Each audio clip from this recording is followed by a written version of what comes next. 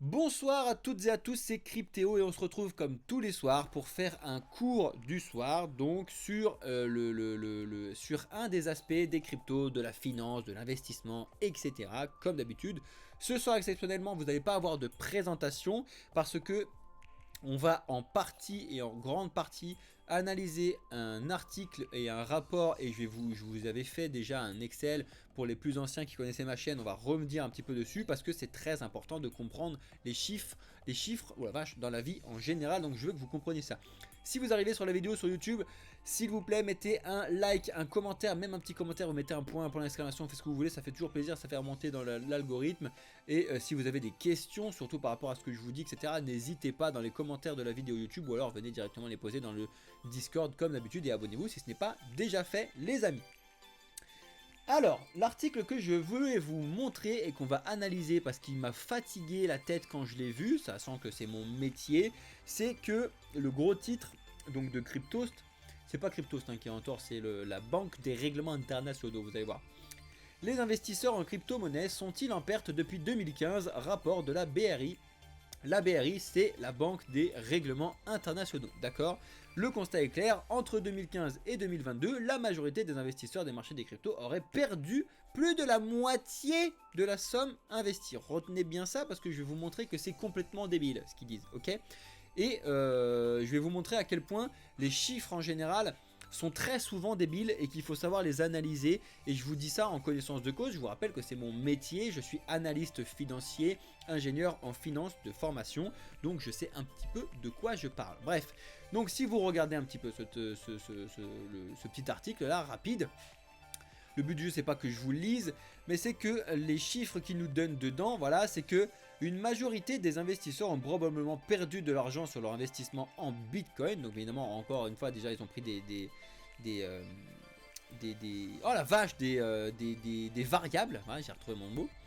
L'investisseur médian aurait perdu 431 $ en décembre 2022, correspondant à près de la moitié des 900 $ de fonds investis depuis le téléchargement de l'application. La plupart des investisseurs mondiaux ont probablement perdu de l'argent sur leur investissement en crypto-monnaie.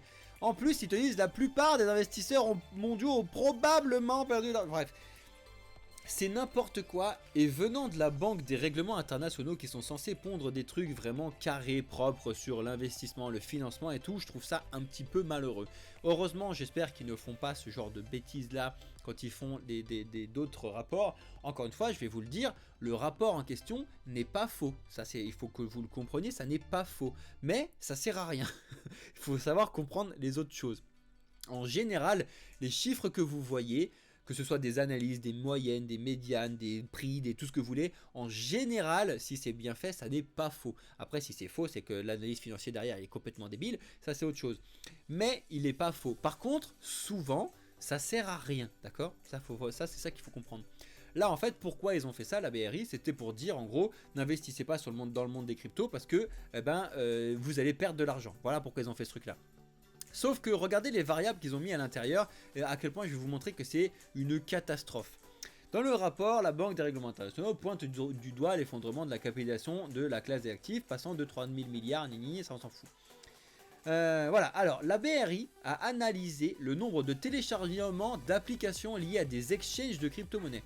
C'est-à-dire que leur truc, donc leur variable d'entrée de base qui est éclatée au sol, vous allez voir, c'est que ils se sont basés sur le fait que les gens téléchargent l'application sur leur téléphone, donc Binance, Coinbase, comme on l'a dit tout à l'heure avec Daddy, etc., etc.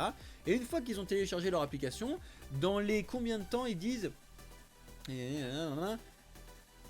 Voilà, lorsqu'une application comme Binance Coinbase est téléchargée par un individu, elle va imaginer que le nouvel utilisateur va immédiatement investir 100 balles dessus, puis les réinvestir tous les mois 100 balles. Est-ce que vous vous rendez compte du calcul qui est fait pour vous montrer que ça, quand je vous dis que ça sert à rien, c'est que ça sert réellement à rien parce que ça n'existe pas. C'est-à-dire qu'il n'y a absolument personne, mais là je pèse mes mots, il n'y a personne qui a téléchargé l'application Binance qui directement a investi 100 $, puis réinvesti 100 $ tous les mois sur Bitcoin. Personne n'a fait ça, ça n'existe pas, parce que c'est complètement débile. Et en plus de ça, les gens qui investissent via une application de téléphone dès le début, C'est très rare, parce qu'en général, ils vont le faire sur leur ordinateur, heureusement, et en général, j'espère qu'ils vont un petit peu se renseigner sur ce que c'est que Bitcoin, à quoi ça sert, comment ça fonctionne, c'est quoi les wallets, etc., etc. Comme le fait d'Adi, justement, en me posant la question directement, est-ce que ça fonctionne, si, comme si que ça. Ça, c'est intéressant. Donc ça, c'est les variables d'entrée de leur truc. C'est pour ça que je vous dis que les chiffres ne sont pas faux, mais ils servent à rien. C'est parce que leurs variables d'entrée, en fait, on s'en fout complètement. Et ils se sont basés là-dessus pour pouvoir faire après une moyenne des gains. C'est-à-dire qu'en fait, ils ont fait une moyenne des gens qui avaient téléchargé l'application de 2015 à 2022. Et ensuite, ils ont fait une moyenne en disant que tous ces gens-là avaient investi 100 balles tous les mois là-dessus. Ils ont fait une médiane. Donc forcément, la médiane, le gars, il a commencé à investir en 2017, là, 2018, là. Souvent c'est 2017 du coup parce que leur truc là. Bref, du coup il a forcément investi au plus haut, donc forcément il perd de l'argent, c'est ce qu'ils font. Quel est le but de la BRI derrière? Je le sais, comment ça se fonctionne, parce que c'était mon métier, et mon métier c'était justement de faire ce qu'on voulait montrer avec les chiffres. C'est-à-dire que à un moment mon boss, et je vous parle de ça, c'est vraiment la base des bases, hein. Mais mon boss, il me disait c'est quoi les chiffres sur tel truc. Je lui ai dit c'est pas comme ça que ça fonctionne malheureusement les chiffres, c'est que en fait j'ai envie de lui dire c'est qu'est-ce que tu veux montrer comme chiffre. Parce qu'en fait tous les chiffres sont totalement tous différents selon ce que tu vas rentrer en variable d'entrée. Et en général quand moi j'étais beaucoup sur les achats de boîtes, tu vois les achats de boîtes, revente de boîtes, la fin d'entreprise, etc. Bref quand tu as un analyse financier tu fais ce genre de trucs. Et en fait, quand tu vas vendre ta boîte, tu vas avoir tendance à montrer que les chiffres qui sont géniaux sur ta boîte et cacher les chiffres qui sont éclatés au sol. Et tu as des mecs comme moi qui sont dans les deux boîtes pour pouvoir faire... Tu as des mecs comme moi qui vont te mettre les chiffres que tu veux montrer, donc qui sont les beaux chiffres, d'accord? Et tu as des mecs comme moi de l'autre côté qui vont aller chercher justement la petite bébête partout pour montrer que les chiffres en fait sont pas aussi beaux que ça, ok? Donc ça c'est le but de mon métier de base, ok? Donc c'est pour ça que je sais de quoi je vous parle. Et là-dedans, qu'est-ce qu'ils ont fait? Le gars chez la BRI, il est allé voir son analyse financier, il a dit est-ce que tu peux me pondre des chiffres qui prouvent que les gens perdent de l'argent sur Bitcoin? Il lui a dit ça. Et l'analyse financier, il a fait c'est génial. Alors qu'est-ce que je vais faire? Bah tiens, je vais voir le nombre de personnes qui a téléchargé l'application. Je vais estimer qu'il en a investi 100 balles tous les mois depuis 2015 à 2022. Comme par hasard, parce qu'au milieu, on arrive plus ou moins sur 2017-2018. Bon, bim, hop, 2022, on a une grosse crise. C'est génial. Si on prend l'année 2022, enfin, on est sûr et certain que le mec qui va perdre de l'argent parce qu'on était en bear market. C'est exactement ce qu'ils ont fait. Et c'est pour vous montrer que ça, c'est n'importe quoi. Pourquoi c'est n'importe quoi? Parce que je vais te refaire ces chiffres-là un petit peu différemment avec l'Excel. Alors on va pas faire l'Excel ensemble, je vous assure, je l'ai déjà fait, sinon on va passer 1500 ans. C'est mon métier de manipuler les Excel. N'ayez pas peur de l'Excel, tout va très bien se passer les amis. Donc ce que je vous ai fait, c'est la même chose que ce qu'ils ont dit dessus, sauf que moi j'ai fait un DCA, pas que le gars il a téléchargé l'application, on s'en fout, parce que ça on s'en fout en plus. J'ai dit imagine un gars investi depuis 2015 et fait son DCA mensuel de 100 balles, imagine il le fait depuis 2016, imagine il le fait depuis 2017, etc. Et moi j'ai fait un calcul par année, ce qui est déjà beaucoup plus intéressant et beaucoup plus classique, d'accord ? Donc j'ai fait un calcul par année, donc c'est très simple, j'ai repris toutes les dates de Bitcoin là, elles sont où là? Depuis avec le prix de Bitcoin, et le gars il investit 100 balles dessus tous les mois, ok? Avec le prix de Bitcoin depuis janvier 2015, donc le prix de Bitcoin en janvier 2015 pour rappel il était à 281 $, c'était génial. On n'en est plus là du tout. Bref, et tous les mois, sans réfléchir, il a réfléchi au premier du mois, il a mis 100 balles dessus, et 100 balles dessus ça équivalait à tic tac tic tac tic, ok? Si le gars avait commencé en 2015 et fait son DCA, il aurait à l'heure actuelle 8 Bitcoin 12 d'investis avec uniquement 9600 €, parce que c'est le nombre de mois qu'il y a entre 2015 et 2022. Ok, bon bref, je suis là pour pas avoir fait l'ENA pour comprendre ce que je viens de vous faire. Et c'est pareil, donc je vous ai marqué le truc dessous. Donc ce mec là, il aurait investi 9600 $ à l'heure actuelle, parce que le prix il est à peu près à 25 000 €, d'accord, j'ai mis en euros pour que vous puissiez comprendre. À l'heure actuelle, ce mec-là, il aurait gagné 193 000 €. Ce serait génial, c'est génial. Personne n'a fait ça, les amis. Restez, calmez-vous, tout va bien se passer. Donc même là, si moi je prends le médian de mon truc, vous voyez bien que forcément il gagne de l'argent, parce qu'en fait, le gars qui fait un DCA sur Bitcoin depuis 2015, depuis 2016, depuis 2017, depuis 2019, 2021, etc., il gagne tout le temps de l'argent, sauf ceux qui ont commencé le DCA, forcément, à partir du bullrun, hein, complètement d'accord, c'est normal. Le gars qui a commencé à partir du bullrun, il a forcément acheté toute la baisse, donc forcément il a des pertes. Donc le gars qui a commencé à DCA en janvier 2021, il n'a que 0,07 Bitcoin, et lui pour le coup il a investi que 2400, et sur ces 2400 il en a perdu 500, et le gars qui en a commencé en 2022, sur toute l'année 2022, il a investi que 1200 balles, parce qu'il n'y a que 12 mois dans une année, bref, tu comprends, et il a perdu 69 $. Pourquoi je te dis ça, et pourquoi c'est intéressant? Parce que tu te doutes bien que là, pour le coup, moi j'ai fait un DCA classique. J'ai pas pris des variables de partout, j'ai fait un truc de base, ok? Et pour te donner une idée de vraie comparaison de ce que devrait mettre en place cet article-là, c'est qu'il devrait comparer ce qui est comparable. Malheureusement, c'est compliqué de le faire entre les cryptos et la finance traditionnelle. Eux, la BRI, donc la Banque des règlements internationaux, c'est du système financier classique de base, ok? Et du coup, eux, c'est pas intéressant que les cryptos ce soit en vogue parce que sinon ils servent plus à rien, d'accord? Très bien. Donc il fallait qu'ils montrent que ça fonctionne pas. Moi, ce que je vous ai fait là-dessus, encore une fois, je vous ai fait des chiffres qui sont vrais, mais qui servent à rien également. Parce que je vous le montre, ça n'existe pas. Quelqu'un qui a fait un DCA depuis 2016, qui a mis uniquement 100 balles tous les mois, ça n'existe pas. Les mecs sont pas des robots. Il y a des mois où il va être en retard, il y a des mois où il va être en avance, il y a des mois où il va être machin. Donc ça n'existe pas. Donc je vous montre à quel point on peut faire n'importe quoi avec les chiffres, mais tout en restant vrai. D'accord? Ça c'est très important. Je veux que vous compreniez ça parce que maintenant quand vous allez voir des chiffres, vous devriez vous dire et penser à ce que je viens de vous dire là-dessus. Vous devez penser à Crypto, dire tiens ce chiffre il est génial mais il sert à rien. Parce que vous devez comprendre pourquoi, d'où il vient, quelles sont les variables d'entrée. Le chiffre en lui-même, ok, mais en fait c'est quoi tes variables d'entrée? Moi quand il y a quelqu'un qui me propose un chiffre, tu vois, de 20%, 10%, machin, tu me parles de quoi? C'est quoi tes variables d'entrée? C'est ça qui est important. Donc moi ce que j'ai fait pour m'amuser, j'ai comparé mon investissement préféré, à savoir le livret A, enfin préféré tu m'as compris, hein, si t'es pas complètement... Voilà. Et en plus de ça, j'ai rajouté une variable classique, logique, à savoir le taux d'inflation depuis 2015. Donc je vous ai mis les vrais taux d'inflation qui sont énumérés, bref, sur le truc. Et je vous ai mis les vrais taux du livret A. Et j'ai fait ça pareil avec un DCA 2015, 2016, 2017, 2018, 2019, 2021, etc. Et là, le but du jeu, c'est que je vous montre, on va revenir peut-être demain, parce que demain je vous fais un live express sur le livret A, mais bref, vous allez voir, c'est très intéressant. Je vous ai fait une vraie comparaison de un investissement sur Bitcoin, un investissement sur le livret A. Pour le coup, ça c'est un truc logique où je vous fais une vraie comparaison en termes d'investissement en euros et de ressortie en Bitcoin et en euros. Et avec le prix de l'inflation, etc. Donc je vous ai mis ça sur la deuxième feuille. Bim, vous avez les résultats ici. Ceux qui sont sur TikTok, si vous voyez rien, venez sur Twitch. Je vous le rappelle, sur Twitch, vous allez voir en direct les chiffres. C'est génial. Et bonjour à tous ceux qui nous rejoignent. N'hésitez pas à vous abonner si ce n'est pas déjà le cas. Donc je vous ai fait une petite comparaison, pardon. Vous allez voir, c'est assez flippant. J'espère que là, l'écran rentre en entier pour vous. Enfin, c'est assez flippant. Ça me fait marrer, moi, parce que c'est pareil, c'est des chiffres qui sont vrais, mais qui servent à rien. Je vous le répète, d'accord?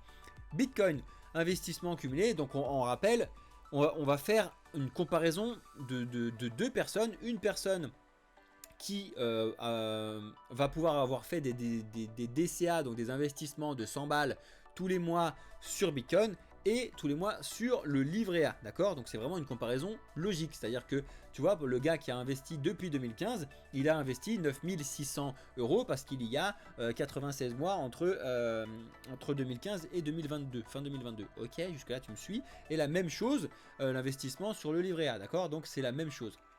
Ensuite, je vous ai fait le calcul des pertes d'inflation sur toutes ces années-là. Je vous ai fait les gains en cash, parce que là, il ne faut pas oublier que les gains cash qu'on va avoir sur le Bitcoin, c'est des gains en Bitcoin, alors que les gains cash sur le livret A, c'est des gains en euros. Là où l'inflation, c'est de l'euro qui est perdu et pas du Bitcoin. Tu comprends là-dessus. Donc du coup, il faut que je te mette le réel derrière. Ça aussi, tu vois, par exemple, c'est complètement débile, mais les gens ne le font pas. Vous montre très rarement le réel, il vous montre le gain cash que vous avez. Le cash, c'est trash comme diraient les autres.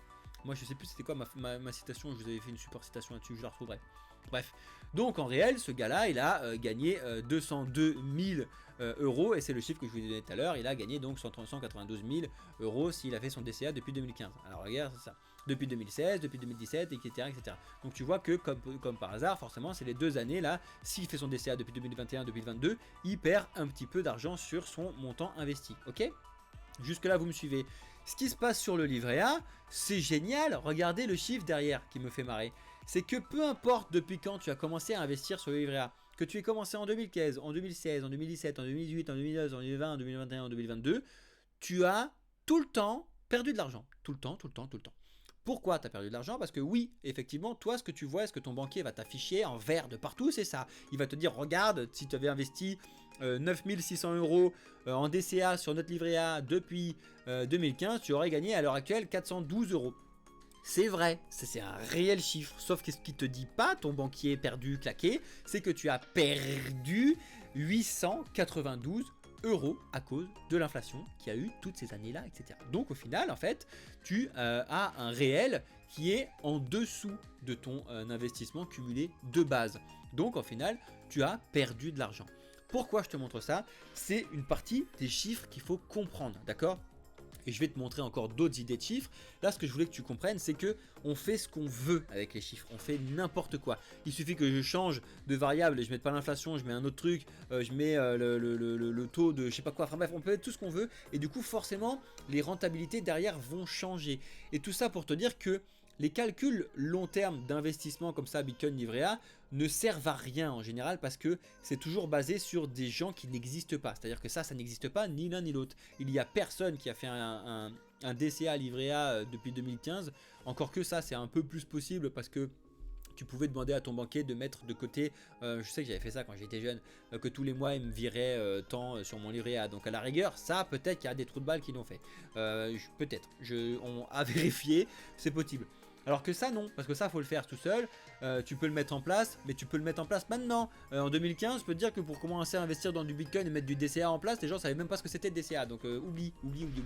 Donc tout ça pour te dire qu'il faut que tu saches mesurer un petit peu ce qui se passe dans la vie en général, d'accord? J'espère que vous avez bien compris que les rapports que vous voyez là-dessus, c'est du bullshit total. C'est-à-dire qu'il faut vraiment que vous fassiez attention quand le gars il te dit voilà, parce que là malheureusement ce qui se passe, c'est qu'il sait très bien le gars que personne va lire son rapport, hein. Il est là son rapport, il est pas long en plus, hein. Mais personne va le lire, tout le monde s'en fout, il est pas long, et il fait 3 pages là d'écriture, tout le monde va regarder la conclusion, et en fait la conclusion c'est les gens qui investissent sur le Bitcoin perdent de l'argent.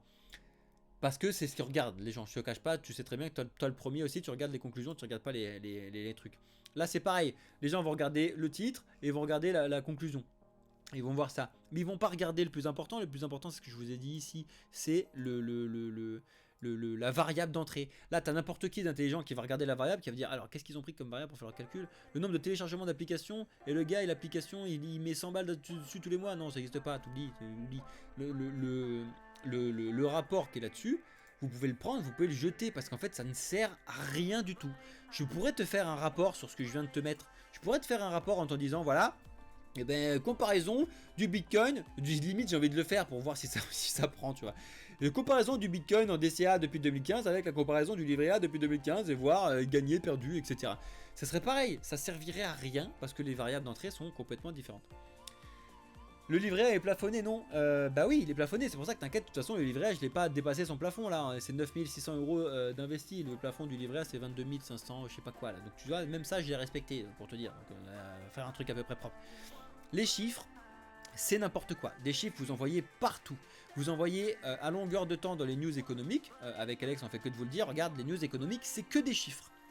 Sauf que les news économiques que tu vois, les chiffres sont... Les variables derrière les chiffres sont amenées à changer. C'est-à-dire que, justement, en février de cette année, on a changé le calcul de l'inflation de base pour tout le monde. C'est-à-dire qu'on a donné à tout le monde, on a dit à tout le monde que le calcul de l'inflation pouvait changer en changeant de variable. Donc ça prouvait directement à tout le monde que le calcul de l'inflation qui était fait et que tout le monde regarde ne sert à rien. Je ne sais pas à quel point ça vous choque, mais moi ça me choque de ouf, parce que ça me choque plus maintenant parce que je le sais. Et je prends des pincettes dessus parce que ça choque les gens en général, mais moi je m'en fous. Mais l'inflation qui vous est donnée maintenant n'est même plus l'inflation qui aurait dû être donnée par rapport au calcul d'avant. Je ne sais pas si vous comprenez ce que je vous dis, j'espère, parce que c'est important. Et ça c'est important. Parce que ils ont même prouvé au monde entier que le calcul d'inflation que tout le monde surveille au 0,1 près, qui change si c'est bien, pas bien, etc. Ça fait bouger tous les marchés. Lui-même ne sert à rien et est complètement bullshit parce que du coup, il change du jour au lendemain le calcul. Là, du jour au lendemain, ils vont dire bon, alors le calcul de l'inflation en ce moment, c'est vrai qu'il est un petit peu pessimiste, c'est pas bien pour les marchés. On va mettre cette variable-là, ça sera un petit peu plus optimiste, du coup les marchés vont être mieux. C'est ça qui se passe derrière. J'espère que vous le voyez, parce que si vous ne le voyez pas, c'est très grave. Et ça, je vous le rappelle, on ne peut pas forcément le faire dans le monde de la décentralisation. Ça, c'est parce que c'est centralisé. Et qu'est-ce qui est centralisé? C'est que même la gestion et la publication des chiffres est centralisée. Et ça, c'est grave. Alors que, c'est ça que je vais vous montrer, quand tu vas sur du Etherscan, par exemple. Etherscan. Merci. Non, je vais pas aller sur Ethereum, je vais être sur Etherscan. Je vais pas l'arriver, j'arrive pas à taper le truc. Tu vas sur Etherscan, par exemple. Etherscan, c'est le scan de la blockchain d'Ether, ok? Là, les chiffres qui sont donnés sur Etherscan ne peuvent pas être falsifiés, ne peuvent pas être donnés par quelqu'un, ne peuvent pas être tout ce que tu veux. C'est des chiffres qui sont non seulement réels, mais en plus qui servent réellement à quelque chose parce que ce qu'ils donnent sont valables. C'est-à-dire que tu ne peux pas changer ce qui est derrière. Tu ne peux pas dire, tiens, cette transaction-là qui a été faite, le nombre de transactions totales qui ont été faites ne dépendent pas de variables, d'accord? Ne dépendent pas de quelqu'un qui compte, parce que ça me fait marrer, le calcul des manifestants dans la rue, quand c'est par les flics ou quand c'est par les syndicaux, quand c'est par les syndicaux, par les flics, c'est n'importe quoi. Tu dois avoir des mecs avec des clickers comme ça qui font c'est génial, on clique, on est 50 millions. Et t'as les flics qui cliquent 1 sur 5. Bref, c'est n'importe quoi. Vous voyez bien que là, les variables d'entrée, c'est complètement débile, ok? Là, avec la blockchain, ce que je veux vous dire là-dessus, ce qui est intéressant, c'est comme c'est décentralisé, les chiffres que vous avez sur ce type de truc-là ne peuvent pas être falsifiés, d'accord? Les chiffres que vous avez, par exemple, on les verra peut-être un petit peu mieux sur... qu'est-ce que je peux vous donner comme truc qui peut être vraiment très très bien? Comment il s'appelle le truc là? Ether quoi? Attends, je l'ai là dans mes outils, dans mes chiffres crypto. Bim, toi, mais moi je marque un truc chiffre crypto, c'est Ultrasound Money. Voilà, Ultrasound Money, là-dessus, quand on te dit que actuellement on est en train de brûler 1895 Ethers par an, tu ne peux pas contredire le truc, tu peux pas dire ouais c'est vérifié par qui, c'est machin et tout, etc. C'est un chiffre de base qui est donné par la blockchain, qui est décentralisée, qui n'est dirigée, contrôlée par personne. J'espère que vous pouvez comprendre ce truc-là. C'est là aussi la beauté de la technologie apportée par la blockchain, c'est que les chiffres qui en sortent sont immuables, irréversibles, etc. C'est-à-dire que à l'avenir, on peut calculer par exemple les notions d'inflation, de déflation, etc. C'est ce que je te donne là-dessus. Bam, ils le mettent où? L'assurance, l'inflation, je sais plus où elle est foutue. Parce que maintenant on est en déflation de toute façon sur sur Ether, mais ils le mettent, je sais pas où. En gros, c'est le chiffre que je viens de vous donner. Hein. Mais tu peux le calculer du coup, enfin tu peux pas le calculer, tu l'as en direct. Alors que nous, nos calculs d'inflation, donc de montée des prix des trucs, ils varient en fonction des variables que tu mets, d'accord? Et ça, je trouve ça malheureux. Alors que dans le calcul blockchainien, là, tu peux pas le changer. Alors attends, je vais essayer de le retrouver. Je sais pas, je crois qu'il y a écrit déflation quelque part. Tic tac tac. Bref, il est plus. En tout cas, si vous voulez sur Ultrasound Money, c'est vraiment très intéressant pour la blockchain d'Ether, par exemple. Vous avez pas mal d'informations très très importantes. Bref, ces chiffres-là, c'est juste en fait des récupérations de ce qui se passe sur la blockchain, mais tu ne peux pas les changer. Alors que là actuellement, malheureusement, tous les chiffres que tu vois qui sont économiques et que tout le monde surveille, et nous les premiers, parce que quand tu fais du trading, tu es obligé de savoir ça, malheureusement, on est obligé de le voir. Mais ce que je veux vous dire là-dessus, c'est que c'est du bullshit quoi. C'est des chiffres qui servent uniquement à faire monter et baisser les marchés quand les gouvernements, les États le veulent. Et c'est ça que je trouve malheureux. C'est qu'en fait on est complètement manipulé dessus. Alors n'oubliez pas, on va pas tomber dans le complotisme ou je sais pas quoi là, il n'y a pas d'histoire de complotisme ou je sais pas quoi, on est en train de montrer les chiffres, il n'y a pas de complot, il n'y a pas de je sais pas quoi. Et je trouve ça malheureux d'avoir ce genre de truc là.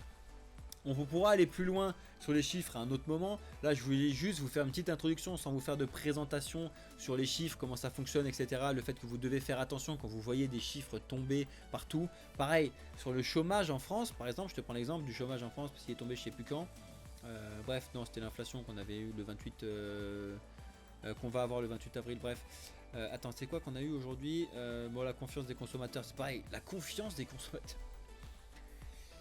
Tu vois ce que je veux dire? La confiance des consommateurs, Alex est le premier à le regarder, et nous on le regarde, on est les premiers à le regarder, et là on voit que c'est une catastrophe. Mais en vrai, c'est juste que c'est une catastrophe sur le chiffre. Mais en vrai, là, tu me donnes les datas qui sont derrière, je te le change le chiffre si tu veux, parce qu'on s'en fout, les datas sont changées quand on veut. Tac, c'était quoi le truc? Il y avait un calcul simple sur... voilà, le taux de chômage. Le taux de chômage qui est calculé là, ils réfléchissent pas vraiment. Ils vont prendre les gens qui sont au chômage, mais tu fais pas un calcul de combien de personnes sont au chômage, depuis quand, avec qui, de quoi, de hand, blablabla. C'est ça qui devrait être vraiment calculé et qui devrait être immuable avec des technologies amenées par la blockchain. Encore une fois, je vous dis que la technologie de la blockchain peut être utilisée dans le monde de l'État, de finances classiques, et j'espère que ça va être fait pour l'instant ça n'est pas fait, ça peut être utilisé autrement que juste avec des tokens pour pouvoir créer des crypto-monnaies, des crypto-actifs, on peut le faire. Et ça devrait être mis en place, réfléchi, développé. Et pour l'instant, les gens ont juste vu blockchain avec crypto, alors que c'est pas obligatoire de faire ça, d'accord?